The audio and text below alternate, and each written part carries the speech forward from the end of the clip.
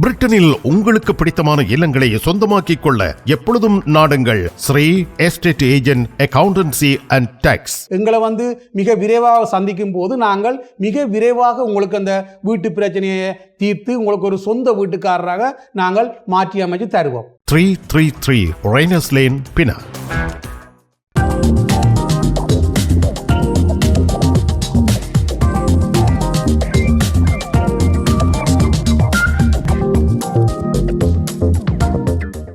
M Tamil உறவுகளே வணக்கம். Britain நாட்டில் ஓர் அரசியல் பூகம்பம் நிகழ்ந்துள்ளது.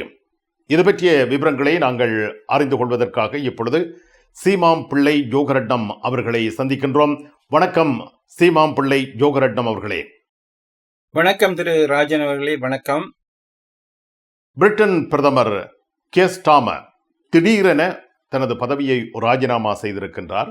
ஆனால் இவருடைய பதவி தொடர்பாக பல்வேறு கருத்துக்கள் ஏற்கனவே வெளியாகி இருந்தன.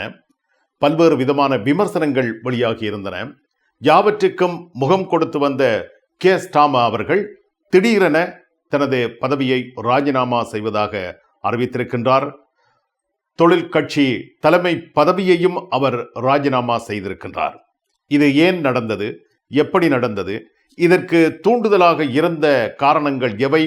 தூண்டுதலாக இருந்தவர்கள் யார் என்பதையெல்லாம் இப்பொழுது நீங்கள் எடுத்து கூற வேண்டும். இதற்கு பல காரணிகள் உண்டு. ஒன்று, முதலாவதாக 14 வருடங்கள் பதவியில் இல்லாத ஒரு இடதுசாரி அரசாங்கம், இடதுசாரி போக்குடைய ஒரு அரசாங்கம் பதவிக்கு வந்தது.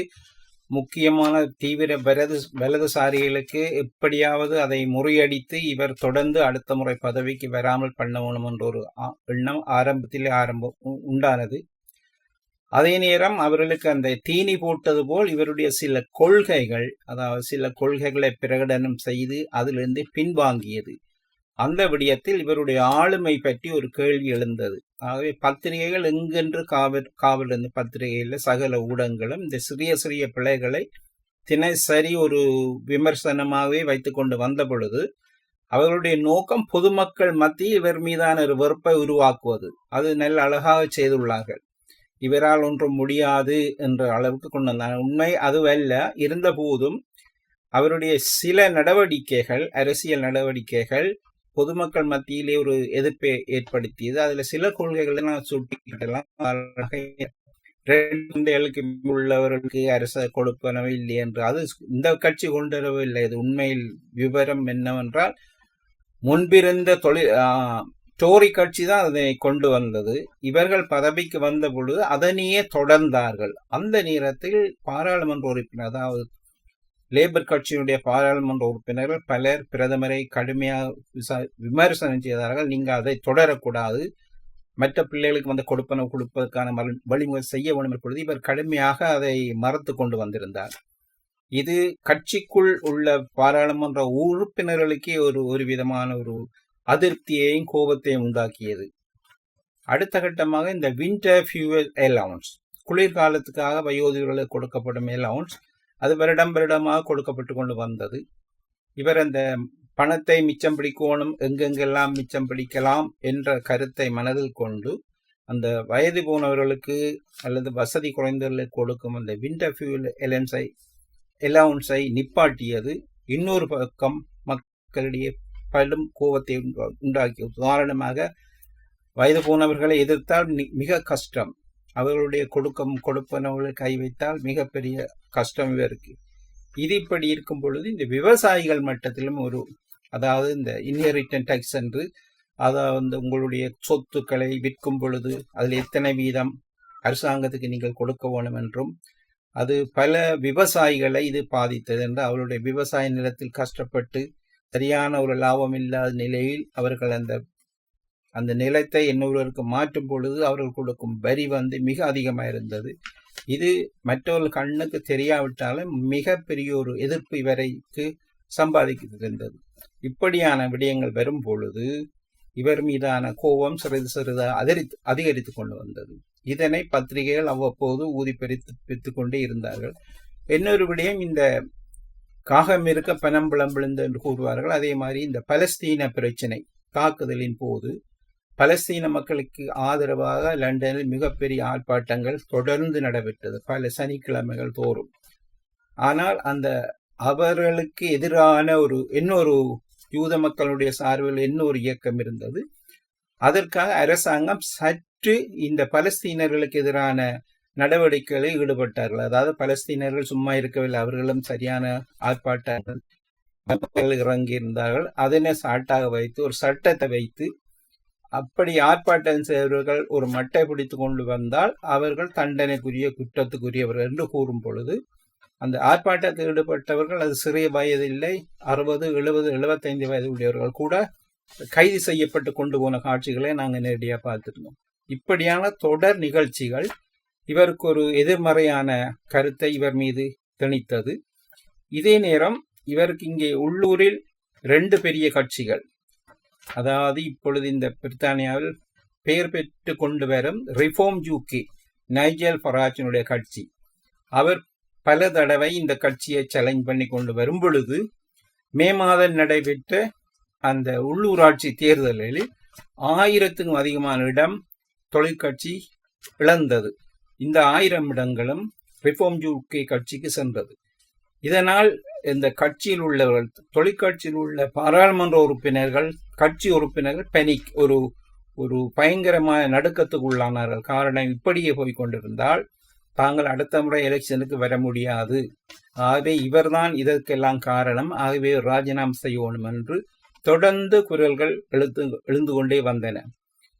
மறைமுகமாக இருந்த குரல்கள் பின்பு பெரிதாக வெளியே வர துவங்கின. இந்த மே மாத உள்ளூராட்சி தேர்தலை சாட்டாக வைத்துக்கொண்டு பத்திரிகைகள் ஒரு புறம், அதே நேரம் கட்சிக்குள் இருந்த எதிர்ப்புகள் நிறைவே வளர ஆரம்பித்தன. இந்த கட்சிக்குள் இருந்த எதிர்ப்பு இறுதியில் ராஜினாமா வடிவத்தில் வந்தது. 4 அமைச்சர்கள் ராஜினாமா செய்தார்கள். பின்பு ஜூனியர், அவரு குறைவாக உள்ள அமைச்சர்கள் ராஜினாமா செய்தார்கள். பத்தாக்குறைக்கு சென்ற 2 வாரங்களுக்குள் பிரித்தானியாவுடைய பாதுகாப்பு அமைச்சர் ஹீலி அவர்கள், ஒரு மிகவும் வலது கை என்று கூறலாம் பிரதமருக்கு, அவரே பதவியை ராஜினாமா செய்தார். காரணம், அவர் சொன்ன காரணம் பிரித்தானிய பாதுகாப்புக்காக ஒதுக்கப்பட்ட பணம் காணாது, இதனை வைத்துக்கொண்டு தான் எப்படி இந்த அமைப்பை அரசை கொண்டு செல்வது, ஆகவே தான் ராஜினாமா செய்கிறேன் என்ற மறந்து தினம் அவருடைய உதவியாளரும் ராஜினாமா செய்தார்கள். அப்படி ஒன்றன் பின் ஒவ்வொரு நிகழ்ச்சியும் இவரை பலவீனமாக செய்து கொண்டு வந்தார். இருந்தபோதும் அவர் கூறிக்கொண்டே வந்தார் ஒரு வசனம், ஐ எம் நாட் கோயிங் எனிவேயா, நான் எங்கே போகவில்லை, நான் நின்று ஃபைட் பண்ணுவேன் என்று கூறிக்கொண்டு வந்தார். ஆனால் நாளாக கடந்த ஒரு வாரத்தில் பாராளுமன்ற உறுப்பினர்களே, அதாவது நான் கூறுவது பாராளுமன்ற உறுப்பினர்களே, எதிர்கட்சி அல்ல, ஆளுங்கட்சி உள்ள பாராளுமன்ற உறுப்பினர்களே ஏறக்குறைய 100 பேருக்கு மேல் இவரை ராஜினாமா செய்ய வேண்டும், பதவியிலிருந்து விலகுங்கள் என்று பகிரங்கமாக கூறும் நிலை ஏற்பட்டது.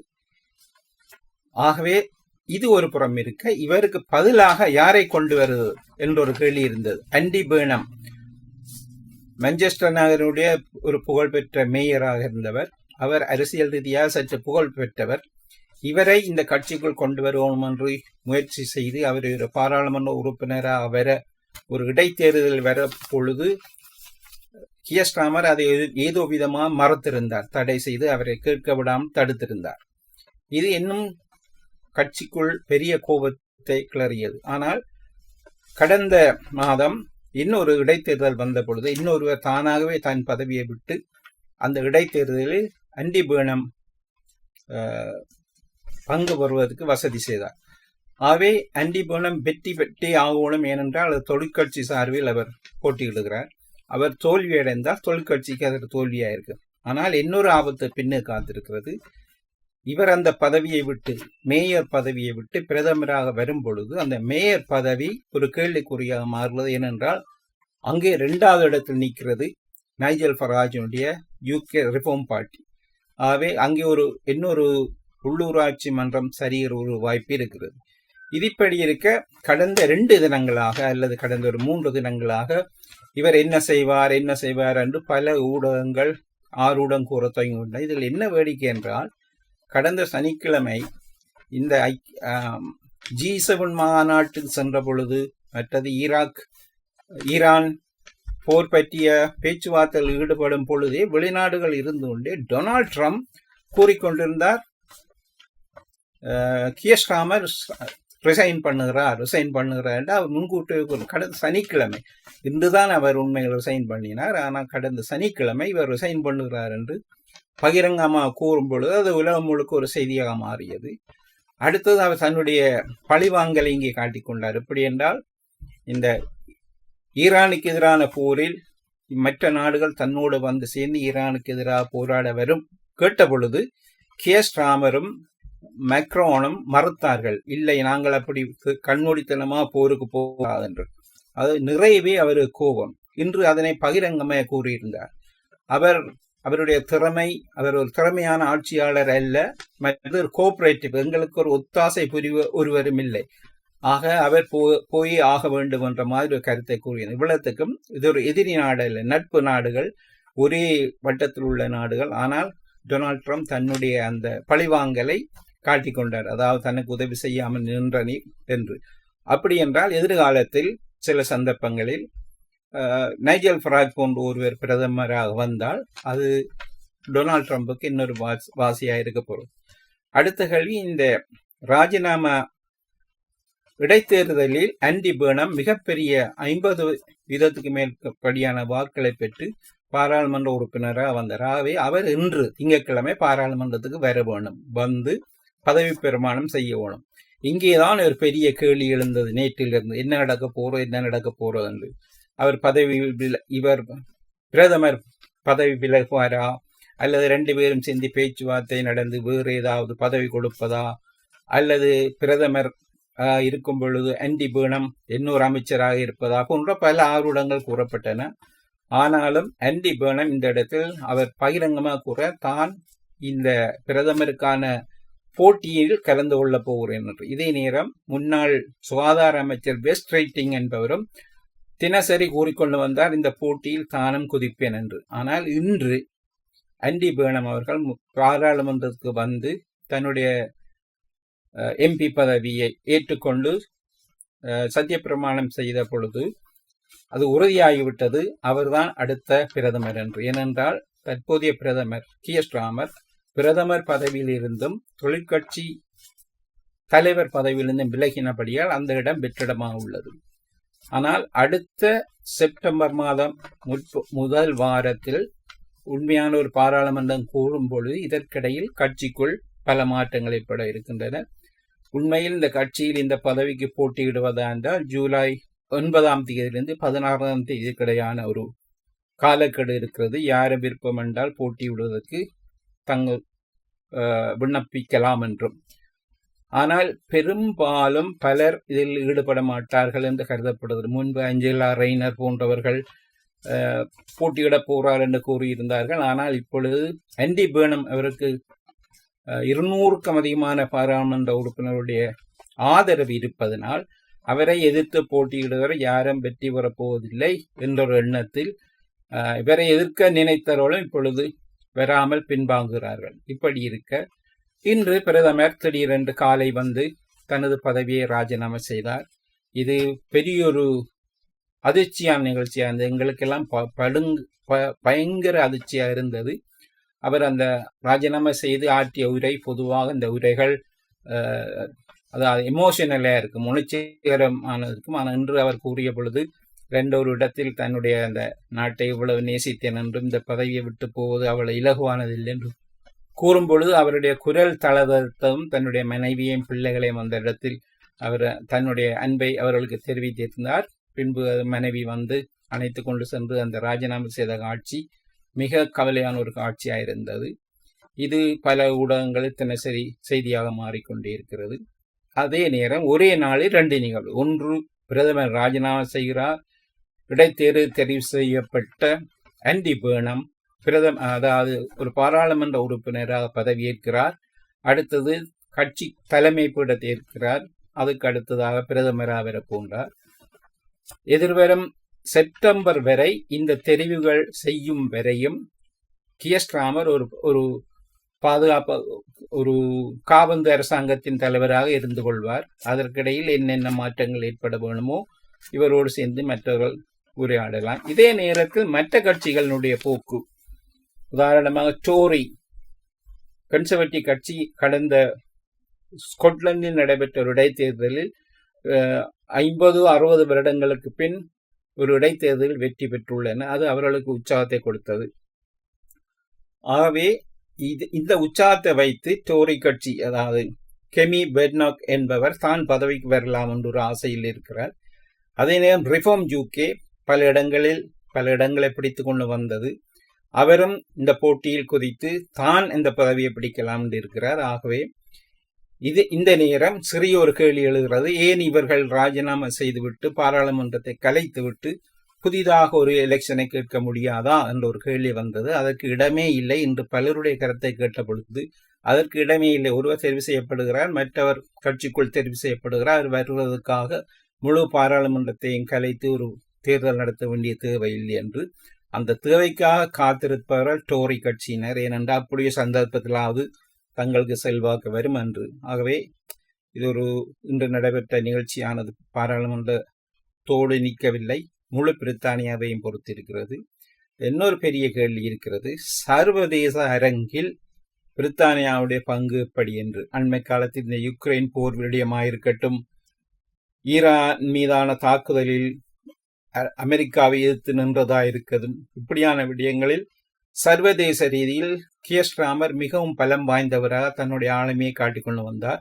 இவருக்கு ஆதரவாக பிரெஞ்சு அதிபர் மெக்ரோனும் இருந்திருக்கிறார். இப்பொழுது ஒரு நண்பரை பறை கொடுத்த நிலை இப்பொழுது மெக்ரோனுக்கு வந்துள்ளது. புதிதாக வந்த ஆண்டி பர்னம் எந்த அளவுக்கு சர்வதேச ரீதியில் சர்வதேச விவகாரங்களில் கியர் ஸ்டார்மர் நிற்பாரா என்ற ஒரு பெரிய கேள்வி இருக்குது. அதை எதிர்வரும் காலங்கள் தான் நிரூபிக்கப்படும். ஆனால் இன்னொரு விடயம், ஒரு தனிப்பட்ட கருத்து கூட கூறலாம். முன்பிருந்த அந்த அரசாங்கத்தினுடைய பலங்கள் சிறிது சிறிதாக குறைந்து கொண்டு வந்த. உதாரணமாக 2016ஆம் ஆண்டு பிரெக்சிட் என்ற ஒரு விடயம் இங்கே போட்டிக்கு வந்து, அந்த பிரெக்சிட்டிலிருந்து ஐரோப்பாவிலிருந்து பிரித்தானியா விலகு காரணமாக இந்த பிரெக்சிட் 2016ஆம் ஆண்டு வரும் பொழுது பிரதமர் இருந்தவர் டேவிட் கேமரோன். அவர் அதை விரும்பவில்லை. அதில் பிரெக்சிட் விடயத்தில் தாங்கள் தோத்து விட்டதனால் அன்றே அவர் தன்னுடைய பதவியை ராஜினாமா செய்தார். அதுவும் ஒரு முக்கிய நிகழ்ச்சியாக கருதப்பட்டது. அந்த ராஜினாமாவை தொடர்ந்து கட்சிக்குள் அதாவது ஆளுங்கட்சியான டோரி கட்சிக்குள்ளே பலர் மாறி மாறி பிரதமராக வந்தார்கள். ஒவ்வொருவரும் ஒவ்வொரு தவறுகளை செய்து இறுதியாக அந்த கட்சியினுடைய பலத்தையே குறைத்து இப்பொழுது அந்த கட்சியில் இருந்த பலர் அந்த கட்சியை விட்டு விலகி ரிஃபார்ம் யூகே என்ற கட்சிக்குள் சேர்ந்திருக்கிறார்கள். ஆகவே அது ஒரு பலம் இழந்த ஒரு கட்சியாக இருக்கிற இந்த நிலையில் அந்த உண்மையில் டோரி எவ்வளவு பவர்ஃபுல்லாக இருந்ததோ அது தன்னை இழந்து கொண்டு வந்தது. இன்று நடந்த ராஜினாமா கூடி எனக்கு அப்படி ஒரு மனதில் படுகிறது. எப்படி என்றால், இந்த ராஜினாமா தொழிற்கட்சியுடைய அந்த இதுவரை இருந்த பலத்தை உடைத்து மற்ற கட்சிகளுக்கு ஒரு வழிவிடும் நிகழ்ச்சியாக அமையமாயிருந்தால் எதிர்காலத்தில் பிரித்தானிய அரசியலில் சக்தி வாய்ந்த கட்சிகள் என்று இருந்த டோரி கட்சியோ அல்ல லேபர் கட்சியோ அவரேஜாக சாதாரண ஒரு கட்சியாக மாறும் ஒரு ஆபத்து இருக்கிறது. அப்படி அந்த நிலையில் உலக அரங்கில் பிரித்தானியாவுடைய பங்கு என்னன்றது மிகப்பெரிய ஒரு கேள்வியாக உள்ளது. இதுவரை நீங்கள் தெரிவித்த விடயங்களில் இருந்து இன்னொரு கேள்வியை கேட்கக்கூடியதாக இருக்கிறது. இப்பொழுது புதிதாக பிரதமராக தெரிவு செய்யப்பட போகின்றவர் என்று தெரிவிக்கப்பட்டிருக்கும் ஆண்டி பர்னம் அவர்கள் கட்சியினுடைய தலைமை பதவியையும் ஏற்கின்றார், பிரதமர் பதவியையும் ஏற்கப் போகின்றார். இவர் எவ்வாறு அரசாங்கத்தை நடத்தப் போகின்றார்? இவர் அரசாங்கத்தை நடத்துகின்ற விதத்தில் இருந்து தொழிற்கட்சி மீண்டெழுமா என்ற ஒரு கேள்வி எழுந்தால் அதற்கு தங்களுடைய பதில் எவ்வாறு அமையும்? உண்மையில் அது நாங்கள் சரியாக கூற முடியாது. ஏனென்றால் இவர் அப்படியான ஒரு உயர் பதவியில் இருந்தவர். உண்மையில் ஒரு மான்செஸ்டருடைய மேயராக இருக்கும் பொழுது அந்த பகுதியினுடைய அந்த விருத்திக்கு நிறைய உதவி செய்து பல நல்ல விடயங்களை செய்தவர், ஆளுமை மிக்கவர். மற்ற இவர் ஒரு கேம்பிரிட்ஜ் பல்கலைக்கழக பட்டதாரி, பல அறிவை பெற்றவர் என்று கூறப்படுகிறது. ஆகவே இவர் புதிதாக தன்னால் எதுவும் செய்ய முடியுமோ இல்லையோ தன்னால் முடிந்ததை செய்வார் என்ற ஓரளவுக்கு நம்பலாம். ஆனால் இவருடைய அந்த என்னை பொறுத்தவரை சர்வதேச ரீதியில் இவர் எப்படி பார்க்கப்பட போறார் என்றும் இப்பொழுது இன்னொரு கேள்வி காத்திருக்கிறது. ஈரான் விடயத்தில் பிரித்தானியா அப்படித்தான் இருக்குமா, அல்லது இவர் சற்று ட்ரம்போடு சேர்ந்து போகிற ஒரு முறையை காட்டுவாரா? ஏனென்றால் ட்ரம்போடு சேர்ந்து போகும் நிலை ரிஃபார்ம் யூகேனுடைய தலைவர் நைஜல் ஃபராஜுக்குரியது. ஏனென்றால் எதையாவது செய்து ட்ரம்புக்கு வழியை காட்டலாம். பல மாதங்களுக்கு முன்பு நாங்கள் எங்களுடைய செய்தியில் கூறியிருந்தோம், இந்த எலோன் மாஸ்க் தன்னுடைய அந்த இணையதள பலத்தை வைத்துக்கொண்டு பிரித்தானியாவுக்கு எதிரான கருத்துக்களையும் குறிப்பாக பிரதமர் கியர் ஸ்டார்மருக்கு எதிரான கருத்துக்களையும் கூறி ஒரு 4 அல்லது 5 மாதங்களுக்கு முன்பு என்று நினைக்கின்றேன், இந்த அரசாங்கம் தூக்கி எறியப்பட வேண்டும், கியர் ஸ்டார்மர் இந்த பதவியிலிருந்து தூக்கி எறியப்பட வேண்டும் என்று கூறியிருந்தார். அடிக்கடி உள்ளூர் விவகாரங்கள் அவை தலையிட்டு வந்தார்கள். அதற்கு தூவம் போட்டது டொனால்ட் ட்ரம்பாக இருக்கிறது. அவை எதிர்காலத்தில் பிரித்தானியாவுடைய பங்கு எப்படி இருக்க போறது? புதிதாக வந்தவர் ஆளுமை உள்ளவர் தான், ஆனால் அவ்வளவு ஆளுமை உள்ளவரா இல்லையா என்று நாங்கள் இன்று கூற முடியாது. எதிர்காலத்தில் இதை பொறுத்திருந்து பார்க்கணும். ஏனென்றால் 2 வருடங்கள் முடிகின்றன. இன்னும் 2 வருடத்தில் பொது தேர்தல் ஒன்று வர இருக்கிறது. முக்கியம், இந்த பொது தேர்தலில் அடுத்த பதவியை தொழிற்கட்சியை காத்து கையில் வைத்துக் கொள்ளுமா, அல்லது பெரும்பான்மை பலத்தை இழந்து ரிஃபார்ம் யூகே என்ற கட்சி பாராளுமன்றத்தில் வருமா என்ற ஒரு கேள்வியை பொறுத்து எதிர்காலம் ஒரு கேள்விக்குறியாயிருப்பதாய் எனக்கு இப்போதைக்கு படுகிறது. நல்லது ஜோகரட்னம் அவர்களே, மீண்டும் மற்றும் ஒரு பதிவில் சந்திப்போம். மிக்க நன்றி, வணக்கம். நன்றி, வணக்கம்.